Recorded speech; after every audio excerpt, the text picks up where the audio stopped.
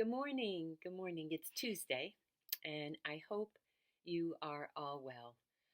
Most days I wake up and I'm all enthusiastic about life. I can't wait actually for the morning to come. It's my favorite time of the day. And I wake up with this desire that today I'm going to be in step with the Lord in all my activities. I'm excited at what awaits me that day. But for some reason, yesterday was a hard day for me. I think maybe because early in the day I read two very disturbing articles from top notch scientists and epidemiologists, and the outlook was pretty grim. Both articles said that basically um, we better get ready because this pandemic isn't over. And in fact, they both suggested that the worst is yet to come. And on top of everything else our world is facing, I found myself hopelessly wondering when we will be out of this darkness that we seem to have found ourselves in. FYI, don't ever start the day like that reading those kinds of articles.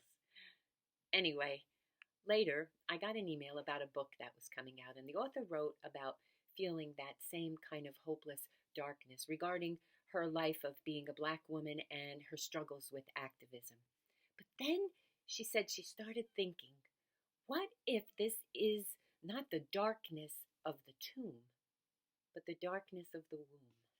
What if this is our great transition? Think about when a woman is having a baby. The midwife says to breathe and push, right? And it was then she's flooded with questions. How do we breathe? How do we push? How do we labor for peace and justice when the labor feels endless? When will all this turmoil and despair and sickness end?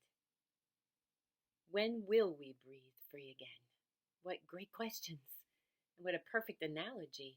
See, for a while now, I too have been thinking about this idea, only I see it as an awakening to a new way of life. See, I think we have to face the facts that life may never be as it was before.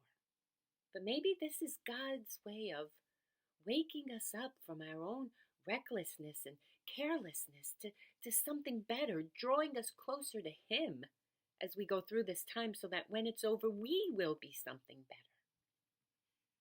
And I thought of that line from Ezekiel 37:5 that says, "This is what the sovereign Lord says. Look, I'm going to put breath into you and make you live again." Live again. Oh gosh, don't you want that? I think maybe the author needed to read this text. In fact, I think maybe that's exactly what we need. To have new breath in our lungs, to get rid of how we were living and doing things, and have new visions about what life can be like, new outlooks on what's ahead and what we can achieve, and new hope for our futures. See, the more I ponder all of this, the more I believe that we are in the perfect place right now for a revolution of change and love. In our personal lives, for sure, but absolutely in our nation and world. See, if we want to truly follow Jesus, and I do, then we have to be all about love for our families, our nation, our world, all our brothers and sisters, the people we like, the people we don't like, and ourselves too. And we have to continue to live with hope that each day provides a new beginning, a fresh start. And I don't know about you, but I certainly want that. The thing is, if we truly want to feel alive and find some joy in the midst of all this awful stuff we are living through, we need to allow the Lord to breathe His Spirit into our lives. Please believe me on this, because after my little pity party yesterday, I did just that. I took a walk, and I asked God to breathe in me a new spirit, one that doesn't cave every time there's bad news, but rises up to face it and deal with it and hopefully conquer it. So that's what I'm doing. At least I'm going to try to do.